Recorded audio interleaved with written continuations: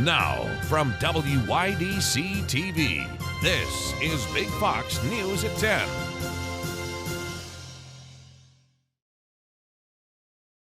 Thank you for joining us. I'm Anna Manuel.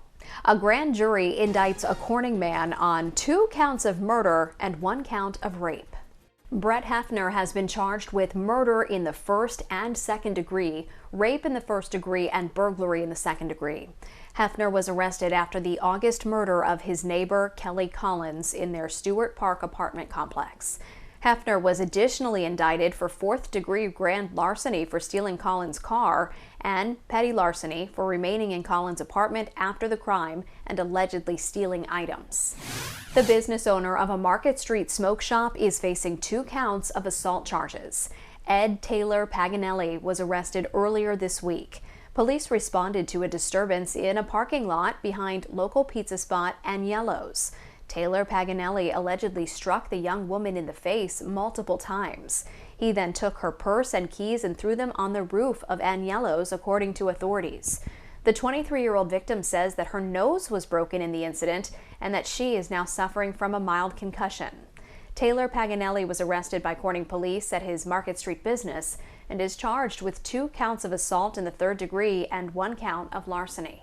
A new surgical robot was unveiled today at Guthrie Corning Hospital. Big Fox's Josh Feldberg was at the ceremony to see the new robot. Modern medicine is becoming more and more technologically advanced. Guthrie Corning Hospital unveiled its new Da Vinci surgical robot today. It lets us have a precision that we were never able to have before. So it removes things like tremors. It allows us to work through a very, very small area instead of having to make larger incisions. So as you'd expect, the recovery of the patients is much, much shorter before they can resume normal activity. The system works by having a surgeon control the robot at a console next to the patient. The surgeon operates by making small incisions with tiny instruments that respond to your surgeon's movements with precision in real time. Nearly 10 million patient procedures have been conducted by Da Vinci systems. Guthrie Corning Hospital has already performed 20 procedures with the Da Vinci robot, and they will have another procedure tomorrow. Truthfully, today is the first time I saw it. I didn't see it before my surgery. Maybe they didn't want to scare me, but it's amazing. It's amazing what it can do. The robot is primarily used for surgeries in the abdomen. We're actually using the robot in cardiothoracic surgery, urology, colorectal, and hope to expand into maxillofacial and transoral surgery as well. Guthrie even allowed me to try out the new Da Vinci robot and pretend that I was a real surgeon. The robot is fantastic, but it's the people that run the robot and their capability and the skills that they have that have really been the magic for us. Josh Feldberg, Big Fox News, Corning. A free monkeypox clinic will be available in Steuben County. The Steuben County Public Health Department will host the clinic at their office in Bath Friday the 30th from 2 to 4 p.m. The vaccine comes in 2 doses, and the second dose will be available on October 28th. To schedule an appointment, you can call the health department. It's the first official day of fall. Big Fox's Maggie Hall went out on the town to find out what Southern Tier residents like most about this season. It's officially the start of fall in the Southern Tier, and the pumpkins are out to prove it. I hit the streets of Corning and the weaving corn maze of Bradley Farms and Elmira to ask folks how they feel about the change in season. I dragged my boyfriend to a corn maze, so yes, I'm very, very happy about it. As for her favorite part of fall in the Southern Tier, Aya couldn't decide. I love everything about autumn this time of year.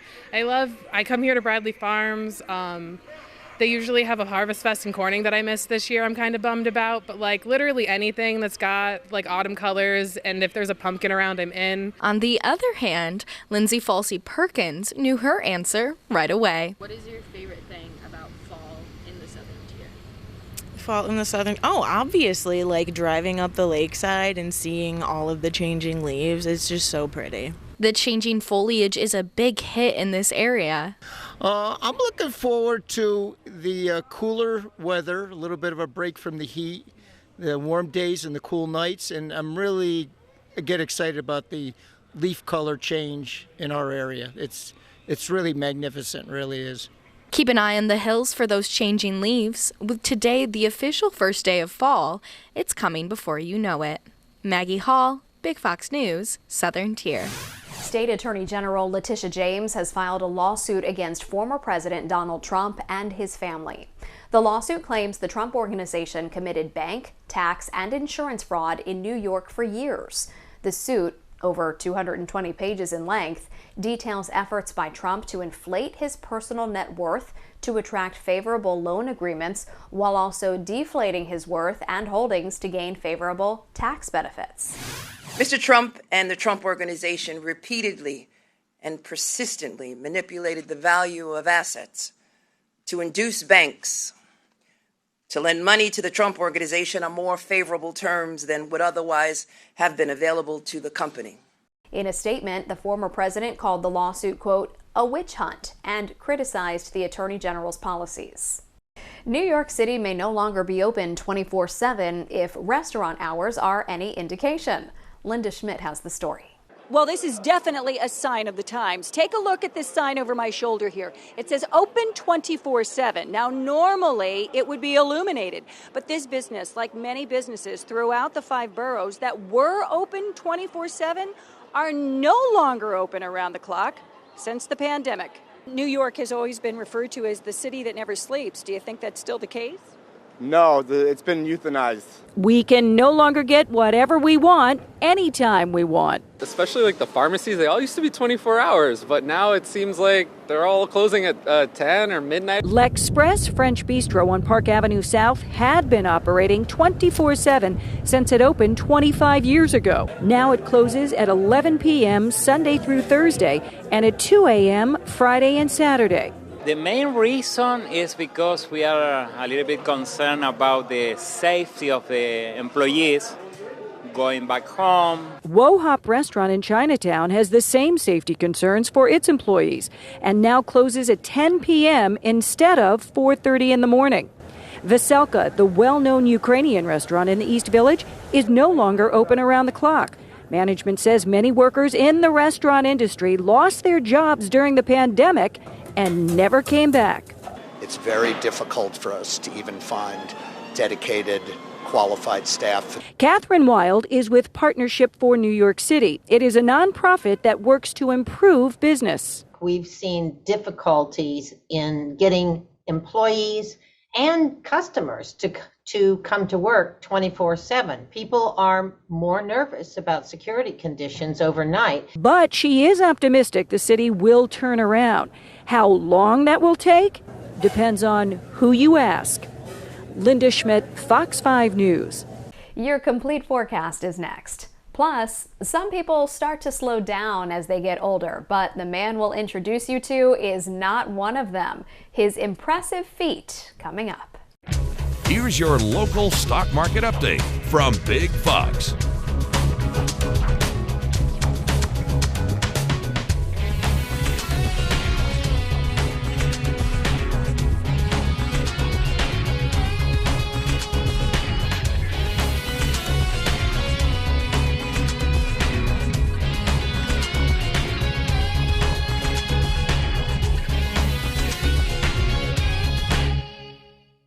Now, your Twin Tiers forecast from Big Fox.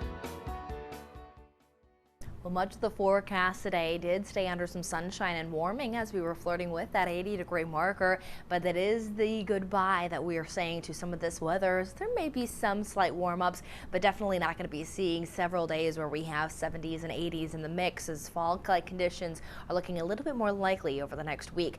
Now, we are going to initiate that with a frontal passage that will occur through the overnight, which is going to bring some rainy conditions, and that morning commute could be a little bit more wet. So plan to have the umbrella and may want to bring the kids out to the bus stop, but then the afternoon will turn breezy under some of those stray showers as we'll see that frontal passage occur, and then the cool air fills in as we'll see the coolest day come on Friday with our low temperatures even Friday morning, potentially into the 30s and 40s. So fall's making its impact pretty quickly here. Now, what we're trying to see is that through the overnight might even still hear a rumble of thunder as it pushes on through. Severe risk is still in place, but with a later arrival than expected, we are going to see that a lot of that overnight heating is lost, so the severe capabilities do get pushed out at times, but still we'll talk about the potential of even an isolated tornado, some larger hail and some gusty winds as storms push on along that frontal system, and temperatures will fall into those 50s. So rolling into that forecast, we'll see that everybody has at least a chance for some of those showers and those thunderstorms to push on through. You can see some banding features there set up as that's that frontal system, and then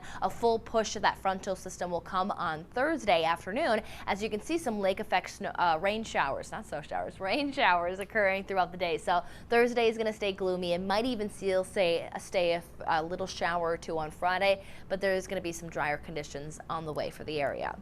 Now, what we'll hear set up when it comes to precipitation, anywhere from about 1/4 of an inch, even up to about 1/2 an inch is possible, especially if we can get a good downpour from the system, as that overnight feature sometimes can give us that good moisture plume, even that's still around, as we'll have less convectivity to bring those severe storms. So some good dosing of rain, but again, going to be breezy. We'll step into our Thursday forecast with the potential of wind gusts anywhere from 25 to 30 miles per hour. So on top of it being rainy, it's going to be cold because the cold air from the north is going to be pushing in, and it's going to be breezy, which will make it feel even cooler. So definitely a day that you're going to want to have the layers, the dry layers and potentially the warm layers, as we're going to drop temperatures into those upper 50s. There won't be much warming because we're all going to hit those mid 60s, bringing us nearly 10 degrees below average underneath that showery weather. And then here's your cool morning, Friday morning lows. Look at the contour of the blue across the board, even a few of those 30s popping up there into Bath as well as Westfield, and then just around 40 to 42 degrees for Elmira and Corning. So a frigid start to the day that will keep temperatures a little bit cooler due to the struggle to warm up under some still passing showers, and some cloud covers will just top off around 59 into Elmira. Drier conditions on Saturday, some morning fog, but then afternoon should bring in those 60s, and then we'll see even a chance at the 70s, but then another frontal system will bring us some storms and cooler weather as we head into early next week. What might look like a death wish for most is pure fun for one famous free climber. Marianne Rafferty has a look at one man's adventure up a building roughly 600 feet tall, all without a rope or harness, and his inspiring message about staying in shape and conquering our fears as we age. And just like that, he's off. Famed free climber Alain Robert taking on this 48-story skyscraper in France, all without a harness and safety gear. Armed with only a pair of climbing shoes and a bag of chalk to keep the sweat off his hands. Yeah. It's very impressive. It's scary to watch, but I hope he won't fall. And while this daredevil has made it to the top of many structures around the world, this special climb is in honor of his 60th birthday. I want to send people the message that being 60 years old is nothing. You can still do sport, be active, do fabulous things. Even though his stunts aren't for most people, Robert's message isn't far off, with the CDC stating regular physical activity is critical for older adults to maintain their health and wellness. Adding people 65 and older need at least 150 minutes of moderate exercise each week. While scaling a tower isn't on the list of recommended activities, the agency says a brisk walk should suffice. The CDC also recommends adults in this age group do at least 2 days of muscle strengthening exercises each week, as well as spend 3 days focusing on their balance. It's not a very difficult building to climb. Meantime, balance is something Robert doesn't lack, with the French Spider-Man successfully making it to the top of this building in roughly an hour, according to local reports. Robert began climbing back in 1975. Since then, he's ventured up more than 150 skyscrapers around the world. Most of his climbs aren't approved by the building's owners, resulting in numerous arrests. If you're a parent, you're probably familiar with the dangers facing children online. And while preventing your kids from downloading certain apps can help control what they're exposed to, communications experts say it's important for your children's health to also have conversations about their screen time and why they're consuming certain types of media. Chris DeMeo has more on how you can help your kids to develop healthy habits. In today's digital world, it seems every young kid is glued to a tablet, with teenagers also consuming social media on their devices at rampant rates. Data from the nonprofit group the Kaiser Family Foundation reveals that kids ages 8 to 18 spend roughly 7.5 hours in front of a screen every day. And they use it not just for consuming content, but for interacting with friends and looking up information that is important and interesting to them. While social media isn't inherently evil, communication specialists say it's important for parents to teach kids how to use it responsibly. One of the things that you can think about is how constant is that media, and how can you engage kids in conversation about that media so they are developing those executive functioning skills that we know are critical. And because the CDC says it takes about 25 years for an average human brain to fully develop, an over-reliance on social media from a young age could negatively impact a child's ability to learn to cope with their environment. Certainly scrolling through Instagram Reels or scrolling through TikTok doesn't encourage a child to occupy their own time or develop ways to manage themselves when they're bored. But educating kids about healthy online habits doesn't have to be hard. Social media experts say it all starts by having an open and honest dialogue. If you are in the car with kids and they've got their phones or their devices out, just asking a question, what are you watching? What have you seen that's interesting today? The dinner table is also a great place to enforce device-free meals, to promote conversation, and give kids time to think about how they use social media. Still ahead, a man and his family want to thank a Good Samaritan who doctors say likely saved his life after a severe allergic reaction. That story and more coming up. The jump in remote work after the start of the pandemic is still holding, according to a new report. A Wall Street Journal report says the number of people working remotely tripled to 27.6 million in 2021. That's up from 9 million in 2019, according to Census Bureau info. Large metropolitan areas saw bigger shares than the national average of remote workers. From April to August, about 30% of workdays were still from home. In August, searches for jobs involving remote work made up more than 9% of searches, and about 9% of jobs posted on Indeed.com did advertise remote work. This week is a good week to check on the safety and well-being of your kids from inside your car. National Child Passenger Safety Week focuses on child restraint systems to ensure the safety on car trips. That's because many child deaths could be prevented with correctly fitting car seats. Nissan launched the Snug Kids program 20 years ago to remind parents that not all safety seats fit all vehicles. Snug Kids also asks parents to carefully buy car seats and avoid second-hand or potentially counterfeit seats that could risk your child's safety. The National Transportation Safety Board is recommending that all new U.S. cars be equipped with blood alcohol monitoring capabilities to prevent intoxicated drivers from operating them. The board has been pushing another agency, that's the National Highway Traffic Safety Administration, for such standards since 2012. 16 automakers formed the Driver Alcohol Detection System for Safety to find ways to implement such technology. Nearly 43,000 people were killed last year on U.S. roads. A man and his family want to thank the Good Samaritan who doctors say likely saved his life after administering an EpiPen while he was having a severe allergic reaction. Emily Tenser has that story from Utah. The Korkishko family returns to the side of 1300 East. Last time they were here on this grass, Yuri was barely alive. And I couldn't do anything. I was dead. Yuri was in his backyard trying to get rid of a wasp's nest. He was stung multiple times, and he has been stung before, but he's never had a reaction quite like this. It was harder and harder to breathe. His wife, Lydia, was driving them to the hospital and pulled over when he lost consciousness. Then, passing drivers stopped to get Yuri out of the car, and a woman happened to have an EpiPen. But she wasn't afraid. She did it, and she saved me. The Korkishkos moved from Ukraine to Utah. They're touched by all the people who jumped in to help.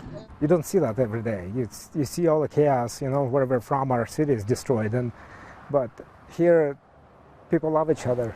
Yuri stayed overnight at Altaview Hospital and is doing okay. At least I start to breathe. Oh, it's very nice. It's better than alcohol. Now the family wants to track down the Good Samaritan who doctors say saved Yuri's life. I wanted to meet you and at least to say thank you very much for everything. And I hope you can come forward so we can thank you in person and I get to live another year with my dad. So thank you. Stay with us. We'll have more right after this. We want to leave you with a smile. If you live on a spooky street, you have a chance to win some free pizza. Tombstone, the official pizza of Halloween, is giving people all over the country a chance to win the free pizza. To win, you have to live on an Elm Street. People interested have from October 3rd through October 31st to apply, and one lucky winner will receive free Tombstone pizza for a whole year. That reference to Elm Street, of course, comes from the movie franchise A Nightmare on Elm Street. I'm Scott Beadle. Thank you for watching.